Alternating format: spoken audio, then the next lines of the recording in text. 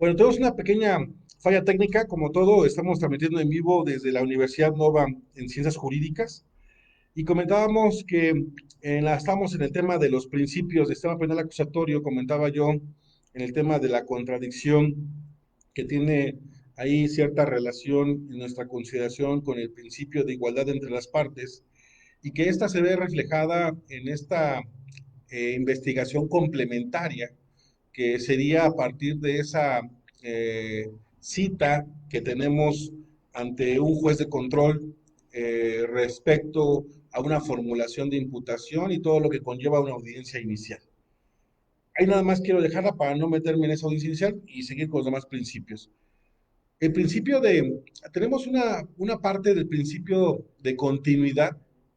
Ese principio de continuidad es precisamente el que nos acortaba los tiempos en todo lo que tiene que ver con el proceso penal acusatorio o el proceso de una investigación, desde una carpeta de investigación hasta llegar a un juicio. Todos los términos vienen marcados ya sea por el Código Procesal Penal o por el propio juez. ¿Quién va dando los tiempos? El código procesal, el Código Nacional de Procedimientos Penales, o en su caso, el juez. Ejemplo, si nosotros tenemos una parte de una investigación, una audiencia inicial de formulación de imputación para solicitar la vinculación a proceso, bueno, desde ese momento el juez en audiencia inicial, al momento de la vinculación, nos da el tiempo de investigación complementaria. Ahí se cuenta ya el tiempo de qué tiempo le están dando a la fiscal o ministerio público para concluir una investigación complementaria. En otros casos, por ejemplo, podemos hablar del tiempo que se tiene procesalmente para establecer una abstención de investigación. El código nos maneja que una vez notificada la abstención de investigación a quien denunció o a quien realizó una querella a efecto de establecerle que ese hecho no es investigable de acuerdo a un supuesto, pues bueno, también se manejan tiempos por el Código Nacional de Procedimiento Penales a efecto de que se pueda interponer el recurso de revisión ante el juez de control. Entonces, el principio de continuidad, pues está enmarcado en darle una continuidad al proceso. ¿Cuál fue el primer error garrafal y que a la fecha se sigue llevando a cabo por las fiscalías? El error garrafal de esta continuidad y que se rompe, en nuestra consideración, es a partir del establecimiento del artículo 140 del Código Nacional de Procedimientos Penales. ¿Por qué? Porque este artículo 140 del Código Nacional de Procedimientos Penales nos habla de la libertad que se puede otorgar a un imputado que fue detenido en flagrancia por el simple hecho de que no se va a solicitar una prisión preventiva justificada. ¿Por qué nosotros consideramos que esto viene a romper el principio de continuidad? Porque en nuestra consideración, la parte primordial de esta continuidad es que todas las carpetas de investigación y más con detenidos, a efecto de que se pudiera establecer desde inicio una posible violación o verificación, mejor dicho, de una detención en flagrancia, pues el que califica de legal o ilegal la detención es un juez de control. En nuestra consideración, nosotros en el Ministerio Público o Fiscalías, lo que se hace al recibir una puesta a disposición con detenido es simplemente una precalificación de los hechos que motivaron el supuesto de flagrancia, pero no se califica una legalidad como tal de la detención, y eso está en el Código Nacional de Procedimientos Penales bien establecido. Por eso, ¿qué pasa con qué pasa con estas flagrancias donde el Ministerio Público está facultado, de acuerdo al Código Nacional, a ejercer este derecho de que se pueda solicitar, bueno, más bien de que se pueda poner en libertad y no judicializar, como llamamos, ante juez de control? Implica, primeramente, que esa detención se deja sin una revisión judicial. No haya forma de que un juez de control se pronuncie sobre la detención de esa persona. Dos, esta carpeta de investigación, al quedarse ya sin una persona detenida y no romperse este término de las 48 horas, pues al final de cuentas ya no está obligado, ya no hay un tiempo para que pueda judicializar dicha carpeta. Y esto implica, en diversas fiscalías, implica un rezago, un rezago de trabajo que se tiene ahí. Y estamos esa parte, nosotros por eso haciendo la crítica de este artículo 140, porque en la finalidad de la continuidad consideramos que en todos los casos, las carpetas de investigación y más con detenidos, todas tendrían que ser judicializadas. Esto implicaría que no habría un rezago en detenidos y que la única forma de poner en libertad a una persona que fue puesta a disposición ante el Ministerio Público, pues sería por efectivamente no acreditarse hechos de la flagrancia o un supuesto de flagrancia, que es lo que va a defender el Ministerio Público en una audiencia inicial. Entonces, este tipo de detalles que tiene nuestro Código Nacional y que lejos de ayudar a una continuidad del proceso para poder llegar, en todo caso, hasta una vinculación o resolver a una vinculación, trae como consecuencia que ya nosotros en diversas fiscalías a nivel nacional, pues se cuenta con un rezago, insisto, que no tendría que haber. La otra parte es las carpetas de investigación que tienen que ver sin detenido, las de trámite. En el sistema tradicional, recuerden que el sistema tradicional, la mayoría de códigos de procedimientos penales de los estados, antes del nacional, todas marcaban tiempos para poder integrar una averiguación previa. En el caso de Tlaxcala manejaban, si no mal recuerdo, 60 días, es decir, 2 meses para que se pudiera resolver sobre una averiguación previa. El sistema penal acusatorio, en esta parte de continuidad, lo que buscaba es que todas las investigaciones de una persona que fuera denunciada bajo la presunción de inocencia, se estableciera una metodología a efecto de que el Ministerio Público no se siguiera abusando de esa omnipotencia para efecto de investigar a alguien sin que lo supiera. Y a la parte de que muchos de los que estaban siendo investigados en una averiguación previa, al final se enteraban de un asunto en su contra hasta que ya estaban en un cerezo, en una declaración preparatoria, donde se le daba lectura no a todas las acciones de una averiguación previa. ¿Qué fue lo que buscaba el sistema? El sistema buscaba que en todo caso todas las investigaciones fueran bajo qué? Bajo un control judicial. Para efecto de que un juez de control, y este juez de control, en el sistema penal acusatorio tenemos tres tipos de jueces: el juez de control, que es un juez de control de garantías. Esa es la parte que debemos que tener bien clara. Muchos decimos al juez de control, pero no sabemos en sí el fondo de la función de un juez de control. Un juez de control de garantías que tendría que verificar el cumplimiento y observancia de derechos humanos, el cumplimiento y observancia de derechos de la víctima, pues realmente esa parte de función se pierde cuando una carpeta no está judicializada. Ahora veríamos la parte de que el Nacional de Procedimientos Penales no tiene ya un término para que se pueda realizar esa continuidad, es decir, una carpeta de investigación iniciada ante el Ministerio Público o Fiscalía. En estos momentos no existe un término que le obligue a judicializarla.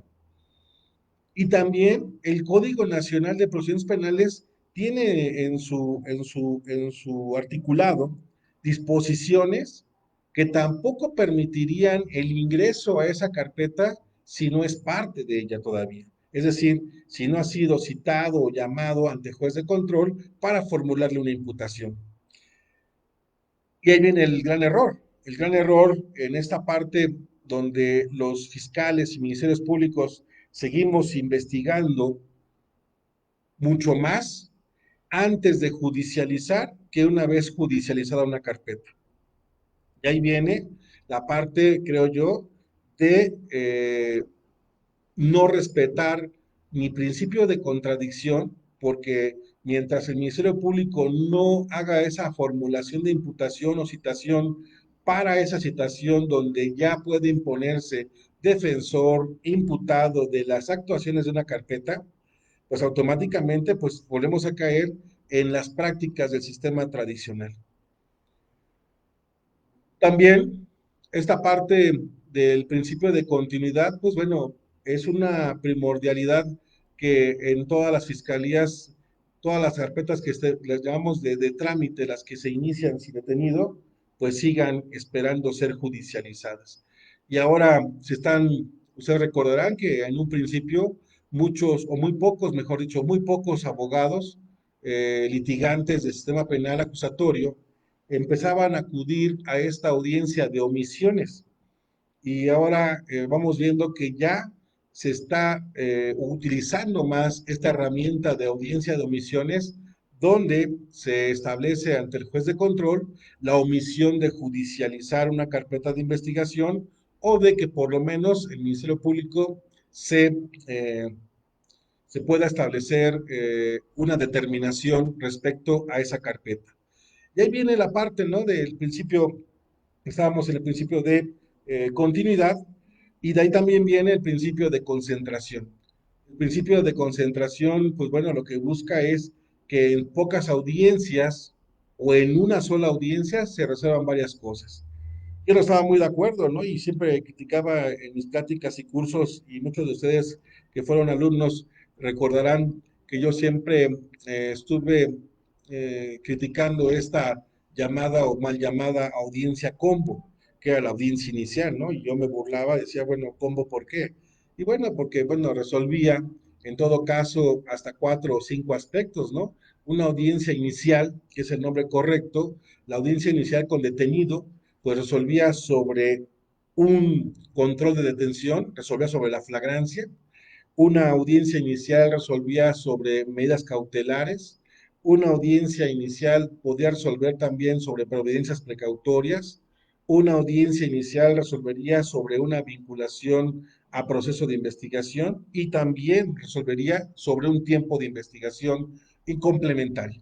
Entonces, este, este tipo de resoluciones que en una sola audiencia se resuelven varios aspectos, por eso ahí se ve reflejado el principio de concentración, concentrar varios actos procesales, resolverlos en pocas audiencias o una sola. Igual como la de juicio oral, ¿no? La de juicio oral también es un referente donde en una sola audiencia que pudiera darse, que a veces, bueno, no se respeta bien esa parte, sino que se dan varias audiencias para resolver un juicio oral, se resuelve sobre o se desarrolla un alegato de apertura por las partes, se desarrollan diversos interrogatorios y contrainterrogatorios de los testigos y también tiene una resolución de una tercera fase como es el alegato de clausura y la emisión de una sentencia o una resolución. Esto se ve en la parte del principio de concentración. Nosotros en la parte de inmediación, pues bueno, la inmediación de suma importancia, que tengamos bien claro que la inmediación la ejerce principalmente el juez que está conociendo de la audiencia, que es el juez que no solamente pone en práctica la parte jurídica, sino que también pone en práctica la parte auditiva, la parte hasta psicológica en una cuestión es de cómo verificar ante sus ojos y ante sus oídos todo el desarrollo desde la exposición de una imputación hasta también la parte de un argumento de defensa o también para poder estudiar cómo se desarrolla y cómo se desenvuelve un testigo en juicio oral para poderle dar veracidad o no a su testimonio y que sirva como base de una prueba para sostener una resolución de un juicio. Por eso es importantísimo que el principio de inmediación, y que también lo tenemos que decir, en algunas ocasiones se fue violado por diversos jueces que al inicio de esta aplicación de audiencias, pues se viciaban porque querían que se les mandara copias de la carpeta de investigación, que se les mandara un extracto de lo que se iba a formular la imputación. Y bueno, había jueces que en ocasiones, en un inicio, hasta pedían la carpeta de investigación para resolver una controversia que se daba en audiencia oral. Y pues bueno, también criticamos ese tipo de malas prácticas, pero que al final la inmediación, lo que buscaba y los que nos tocó eh, litigar el sistema tradicional, es que quien resolviera fuera un secretario de acuerdos, como anteriormente se hacía en el sistema tradicional. Difícilmente veíamos a los jueces en todo el país presentes en las audiencias, presentes en la declaración preparatoria. Sí los había, hay excepciones, y lo tengo que decir, pero la mayoría no estaba presente en los interrogatorios, en los careos, en todas las diligencias del sistema tradicional se veía mucho la ausencia del juez del conocimiento. Entonces, esta inmediación, pues, lo que busca en su objeto y fin es que el juez que va a resolver o que va a emitir una resolución, la inmediación es la forma, el método de que estando presente, escuchando a las partes y aparte, no solamente haciendo esa conjugación de conocimiento jurídico, sino que también hasta práctico, porque en ocasiones en la exposición misma de una imputación veíamos frases, veíamos conceptos que en ocasiones van más allá de lo jurídico. Recuerden que en una imputación es más importante hablar en el lenguaje de los hechos, que el juez sepa cómo se lesionó a la persona, que cómo llegó a las 10 de la mañana el imputado con un cuchillo en la mano derecha, se metió al puesto de florería y cómo lesiona en el estómago. Esa parte de narrativas de hechos, que es la propuesta fáctica de una teoría del caso, eso es lo que un juez le tiene que ayudar más para poder tener una resolución que vaya conforme a la parte jurídica. Y pues bueno, en esos principios del sistema penal acusatorio, pues no tenemos esa parte, tenemos que tenerla bien clara, y yo les recomiendo que vayamos checando siempre el objeto y fin de cada principio. También tenemos que diferenciar las etapas procesales, ¿no? ¿Qué etapas son las que maneja este sistema penal acusatorio? Pues como principales las tenemos ya bien claras y las conocemos en los cursos, en las maestrías, en los cursos de especialización, pero más que repetir como los principios de memoria, memorizarlos de publicidad, contradicción, concentración, continuidad e inmediación, que me los puedo yo aprender de una memoria, los debo de comprender, los debo de entender en su objeto y fin. ¿Qué objeto y fin? ¿Qué objeto y fin tiene cada figura procesal y cada etapa? Si hablamos de etapas, tenemos tres etapas importantes, que es la etapa inicial, la etapa intermedia y la etapa de juicio oral. Si hablamos de la etapa inicial, esa etapa inicial tenemos que hacer una subdivisión de dicha etapa en dos fases. Lo que es la fase de investigación inicial.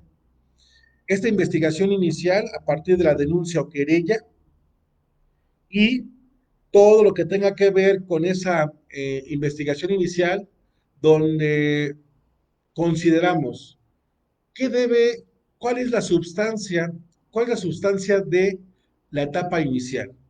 ¿Qué se debe investigar en una investigación inicial, más no complementaria? Y entonces tendríamos que echar mano de que si yo me sé que hay una etapa inicial y sé que pues abarca de la denuncia o querella hasta el auto de vinculación, lo que tendríamos que nosotros visualizar es qué se investiga y qué debemos investigar en una etapa inicial. Lástima que no los puedo escuchar, pero bueno, la etapa inicial en una cuestión de participación sería, primeramente, lo que debemos tener es que un hecho delictuoso. El hecho delictuoso es parte de la investigación de los hechos que me va a dar materia para iniciar una carpeta de investigación a través de denuncia o querella. Dos, ¿qué debo también? Otro elemento de la investigación inicial sería la posible participación, una posibilidad de participación de uno o varios imputados. 3. ¿Qué otra cosa debo investigar en la etapa inicial? ¿O qué datos debo obtener en esta etapa? Pues debo obtener datos para las medidas cautelares. Las medidas cautelares, que en ocasiones, este tema de medidas cautelares a veces o lo confundimos y en algunos casos hemos escuchado que, por ejemplo, tanto un fiscal confunde el hecho delictuoso y mezcla, ¿no? Por ejemplo, esa parte que decíamos, quiere mezclar que el imputado estaba eh, armado con un cuchillo con el que lesionó al imputado. Y por ese simple hecho de tener un cuchillo, en ocasiones que pues lo ocupábamos para querer justificar una medida cautelar, desde una prisión preventiva hasta la que ustedes consideren. Y decimos, bueno, ¿es correcto o no es correcto? No es correcto. Las medidas cautelares tienen objeto y fin. Y las medidas cautelares, de hecho, yo creo que actualmente a nivel nacional tenemos mal conceptualizadas las medidas cautelares. Y no solamente mal conceptualizadas, porque al fin y al cabo es algo que debemos tener una comprensión de que en México no conocíamos el tema de medidas cautelares como actualmente está establecido en el Código Nacional y por eso nos ha costado mucho trabajo entenderlas para poderlas justificar y saber qué datos de prueba no son idóneas para medidas cautelares o cuáles son idóneas para hecho delictuoso o cuáles son idóneas para la posible participación o cuáles son idóneas para una providencia precautoria.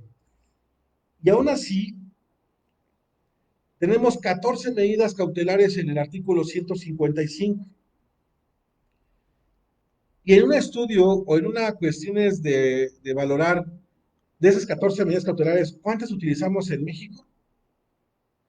Si yo pudieran contestar esa pregunta, pues realmente se darían cuenta que estamos utilizando únicamente dos. Yo creo que el 80, me atrevería hasta decir al 90% de medidas cautelares que se imponen en México caen en el tema de una presentación periódica ante el juez o prisión preventiva. Muy excepcionalmente hemos visto que apliquen otras, pero el tema ¿cuál es? El tema es, las medidas cautelares son materia de investigación inicial. Sí debo tener datos para las medidas cautelares. Ok. También en el tema de providencias precautorias. Yo también debo establecer las providencias precautorias, que es un tema que tiene que ver con la reparación del daño, y no confundirlas con las que son de medidas cautelares. Entonces, otro elemento de investigación iniciales son las providencias precautorias, o mejor dicho, los datos para justificar estas providencias precautorias. Yo dejaría esos 4 puntos como materia de investigación inicial, es decir, desde que nosotros presentamos esta denuncia o querella y se inicia la carpeta de investigación, yo en mi consideración es que desde ese momento de que se inicia la carpeta de investigación, de que no se pronunció el Ministerio Público sobre una abstención de investigación, a partir de ese momento, entonces sí tendríamos que eh, abocarnos a investigar datos para acreditar el hecho delictuoso, datos para acreditar la posible participación, datos para acreditar medidas cautelares y, en su caso, datos para acreditar providencias precautorias. Con esto, si tenemos esto, automáticamente tendríamos ya una carpeta de investigación susceptible de judicializarse, es decir, solicitar ya sea el citatorio o, en el caso, dependiendo del delito, ¿no? La orden de aprehensión. ¿Y ya qué pasa? Bueno, que si llegamos a la audiencia inicial y nosotros logramos la vinculación a proceso porque justificamos el hecho delictuoso, justificamos la posible participación, justificamos o no una medida cautelar, justificamos o no una providencia precautoria. Las últimas dos quedan a una cuestiones de que se puedan dar o no se puedan dar. Las dos principales, que es hecho delictuoso y la posible participación, sí se deben dar para poder dar una continuidad al proceso. También es cierto, y esa parte tenemos que tenerla bien clara, las medidas cautelares, el tema de medidas cautelares en audiencia inicial es un tema excepcional. No necesariamente, no necesariamente se deben forzosamente imponer medidas cautelares. No necesariamente debo yo aferrarme fiscal, asesor jurídico, a que se imponga una medida cautelar. Habrá casos en que el imputado no represente riesgo a la investigación, no represente riesgo a la víctima o testigos, no represente riesgo de fuga o sustracción de la investigación y por tanto, pues no es necesaria ninguna medida cautelar, porque muchas veces estamos también preocupados en la medida cautelar eh, justificada para efectos de poder llevar esa situación. Y en mi consideración, pues bueno, habrá casos en los que no se requiera de ninguna medida cautelar por el simple hecho de que el imputado goza de una presunción de inocencia y no tenemos datos para acreditar los riesgos que es el objeto y fin de una medida cautelar. Si nosotros llegamos al auto de vinculación a proceso y ya tenemos el tiempo de investigación, sean 60 días, sea un mes, 30 días, ¿qué pasa? Que entonces nosotros ya tenemos ahora sí una investigación complementaria. Esa investigación complementaria que arranca a partir de la vinculación a proceso y dura el tiempo que nos otorgue el juez de control y que finaliza con la determinación del Ministerio Público, ya sea de acusación, ya sea de sobreseimiento total o parcial o de suspensión del proceso, ese tiempo de investigación de 60 días o más, dependiendo del delito, es la investigación más importante. La complementaria es la investigación que nos va a dar o pasar de un hecho delictuoso, del hecho delictuoso, tan controvertido, ¿no? Que ahorita veo a mis compañeros que estamos tratando de dilucidar y diferenciar qué es el hecho, ¿no? Qué se requiere o qué se define como el hecho delictuoso. Y que yo lo considero como un hecho delictuoso, es un hecho que puede configurar en un futuro un delito. Y aquí viene la parte que les digo. Cuando nosotros logramos ya finalizar una investigación complementaria, y es la más importante para nosotros, ¿por qué? Porque va a pasar durante esos 60 días, o tendría que ser así, que la investigación debería pulirse y debería ya de ir a puntos específicos, pero ya no para acreditar un hecho delictuoso. Yo ya debo ir trabajando para acreditar que un delito. Ahora, un delito con todas sus agravantes, atenuantes, un delito en específico.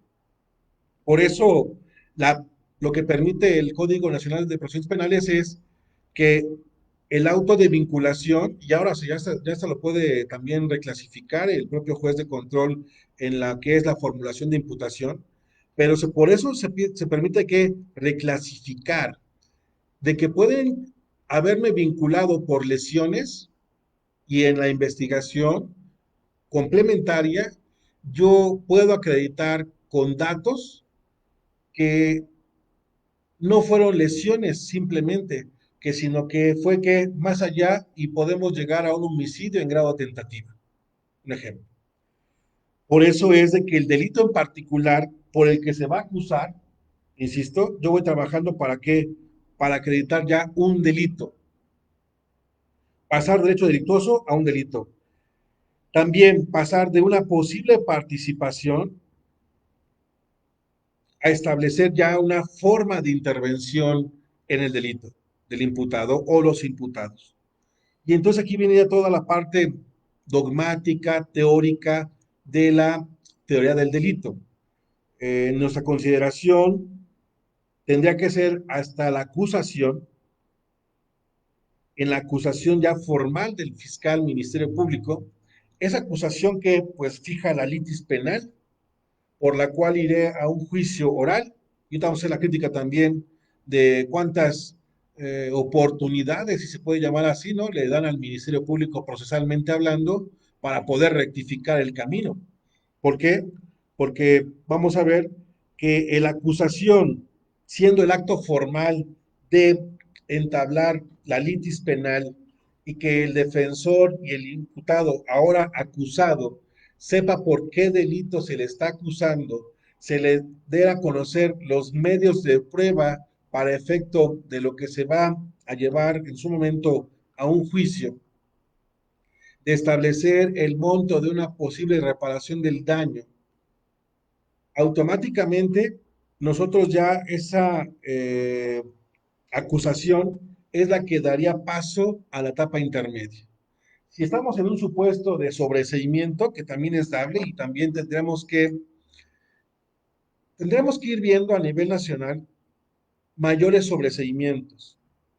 ¿Por qué digo esto? Porque a los fiscales y a los ministerios públicos nos da miedo un sobreseimiento y realmente no tienen que darnos miedo. El sobreseimiento total o parcial está ahí en las formas de resolución de una carpeta de investigación, precisamente para eso, para que bajo los principios de presunción de inocencia, bajo los principios de contradicción, bajo los principios de esta investigación judicializada que ya tiene control, un juez de control de garantías, el sobreseimiento que sería, pues sería la parte fina de los fiscales y ministerios públicos para establecer que una persona que fue imputada de un hecho delictuoso, a futuro un posible delito, que fue imputada en una posible participación, este tiempo de investigación complementaria que me permitió establecer o que no llegó a configurarse el delito o que no llegó a configurarse que su forma de intervención y su participación directa o indirecta. Y por eso surge que el sobreseimiento a partir de que no me da elementos para una acusación. Por eso nosotros tendríamos que ir viendo más sobreseimientos que garanticen que esa investigación complementaria se llevó con todas sus formalidades, agotando todas las líneas de investigación, atendiendo a todos los actos de investigación que la defensa proponga en la carpeta de investigación al fiscal, Ministerio Público, y no ver que la investigación, pues cada quien va por su lado, ¿no? O sea, también yo considero que eso de investigaciones por aparte de la defensa, pues no es correcto porque quien tiene la función investigadora, quien tiene a cargo una investigación de manera neutral es el Ministerio Público Fiscal y debe existir una sola carpeta de investigación para ambas partes. ¿Por qué? Pues porque el Ministerio Público, ¿cómo voy a resolver, en la lógica, cómo voy a resolver un sobreseimiento si no sé cuál es el camino que está siguiendo la defensa y no, esos actos de investigación no son aportados dentro de carpeta para que se pueda establecer efectivamente que no existe el delito o que no existe una participación de su imputado? No sabemos. Y por eso la mayoría de los fiscales acusan. Por eso se acusa y en ocasiones son acusaciones que del todo pues no llevan una cuestiones de contradicción. También tenemos que ser bien claros en que las investigaciones complementarias, yo les digo a los compañeros que nos escuchan en los cursos y más, y principalmente fiscales y ministerios públicos, que para mí las investigaciones complementarias en México se están volviendo o han sido un punto muerto. Es decir, fiscal que logra una vinculación a proceso de investigación, deja la carpeta los 2 meses, no la toca no detalla, no abre más líneas de investigación, no existe ofrecimiento en ocasiones del defensor o imputado para más allá. Y entonces lo mismo que se logró con vinculación, lo mismo utiliza para acusación y en ocasiones para juicio, para propuestas de un procedimiento abreviado. Pero bueno, esa es otra parte de las que nosotros tenemos que decir que si nosotros entendemos para qué sirve cada investigación en la primera etapa, que es la primera etapa de las más importantes, porque de ahí va a surgir eh, la teoría del caso. En ejemplo, por ejemplo, algo de los pros, o mejor dicho, de las malas prácticas del sistema tradicional, nosotros vamos viendo que en la mayoría, por ejemplo, 80, 90% de, de casos, de porcentaje en audiencia inicial con detenido o en audiencia inicial por cita o por orden de comparecencia o orden de aprehensión, es dable que el imputado rinda su primera declaración. El 90% va a decir que no. Y si nosotros vemos el del 100% de audiencias iniciales, ¿cuántos imputados sí rinden una declaración o se manifiestan con un posicionamiento después de escuchar la imputación del fiscal? Pues son muy pocas. Y lo más aberrante que hemos visto es que a pesar de que no existe un posicionamiento, una declaración de parte del imputado, eh, hacía yo una pequeña broma que, que en ocasiones los defensores, ¿no? A veces le cargamos toda la responsabilidad al imputado y cuando acaba de escuchar la imputación o de formular imputación el fiscal, tú volteas con tu cliente, tu defenso y lo primero que debes preguntarle es, o sea, yo pido tener esa pequeña mini audiencia ahí con él y preguntarle si los hechos que le están imputados son ciertos o no son ciertos, porque de ahí va a depender lo que yo le asesore si tiene que declarar o no tiene que declarar. ¿Y qué pasa? Que los defensores, vemos muchas audiencias y muchos videos que la pregunta ¿cuál es? La pregunta no es ¿lo hiciste o no lo hiciste? ¿Estás de acuerdo en la imputación? Sino que le dice, ¿cómo ves? ¿Quieres declarar o no quieres declarar? Y esa pregunta no se hace. O sea, no le podemos dejar la carga al imputado de que si quiere declarar o no quiere declarar. Primero tenemos que saber si la imputación es cierta en parte o no es cierta, o si la persona imputada se encontraba en otro lugar, o no participó, o sí participó. Y yo haciendo análisis y comentaba en clase, y espero que también sus comentarios, que el único supuesto que yo considero sería el de abstenerse de declarar, ¿cuál sería? Pues cuando es cierta la imputación. Cuando toda la imputación de los hechos que le está narrando el fiscal, pues no hay para dónde hacerse. O sea, el imputado sí participa, sí lo detienen, sí lo señalan, y él dice, pues sí.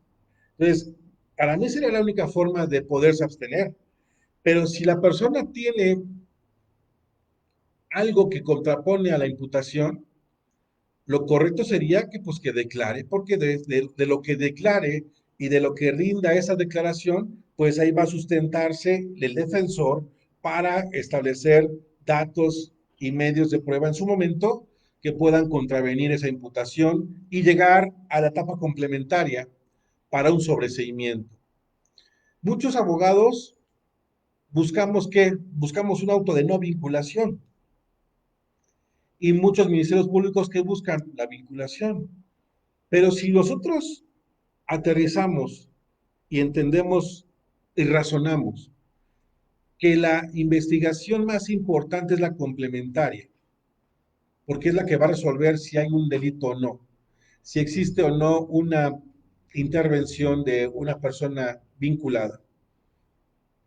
Dejaríamos que el auto de vinculación es únicamente un permiso, digo, la llave judicial para investigar a alguien. Y esa es la parte que buscaba el sistema. Por eso la insistencia en que las fiscalías, procuradurías, tenemos que judicializar más carpetas para que las investigaciones, todas, sean judicializadas y no sean en investigación preliminar.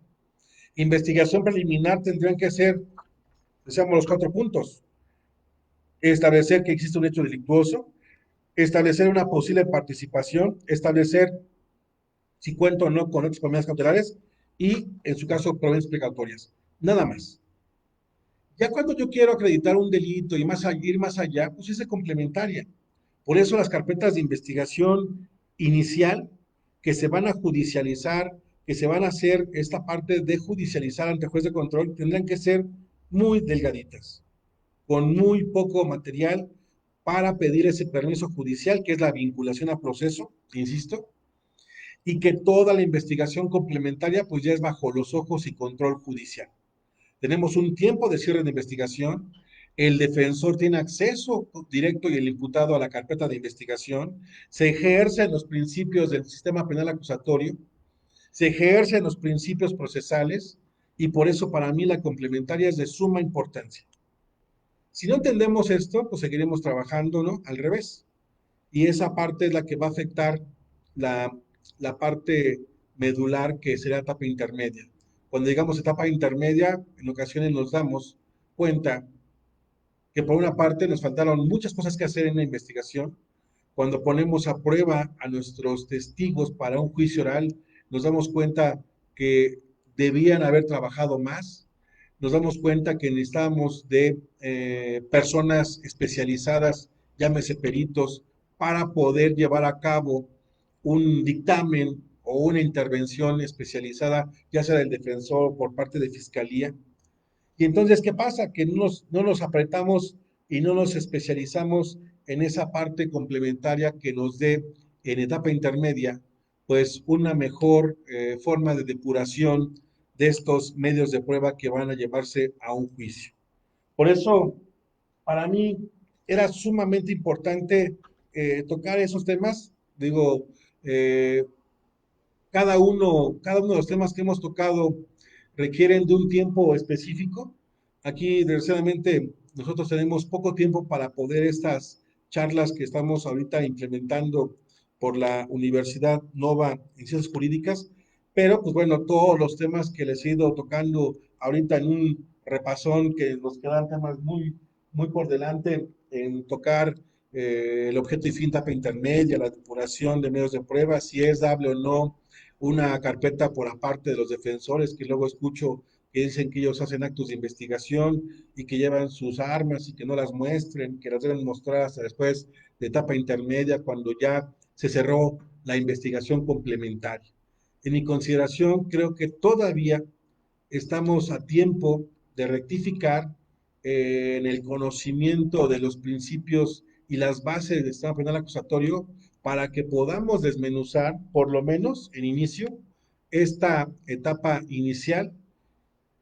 Si nosotros lográramos que esta etapa inicial de verdad la entendiéramos operadores del sistema penal acusatorio, llámese policías, peritos, ministerios públicos, fiscales, asesores jurídicos, defensores y jueces de control, estoy seguro de que tendríamos menos rezago de carpetas de investigación, tendríamos más recuperaciones de reparaciones del daño y también tendríamos mucho más sentencias, tanto de juicio oral como sentencias de abreviados, pero también tendríamos más que sobreseimientos.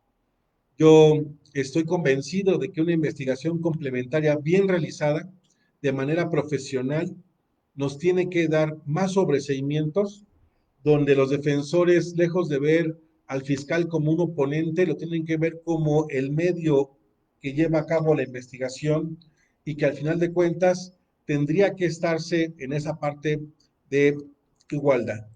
Por eso quisiera abarcar más temas, pero no quiero llegar más allá para efecto de que podamos ir partiendo sobre esas bases y principios.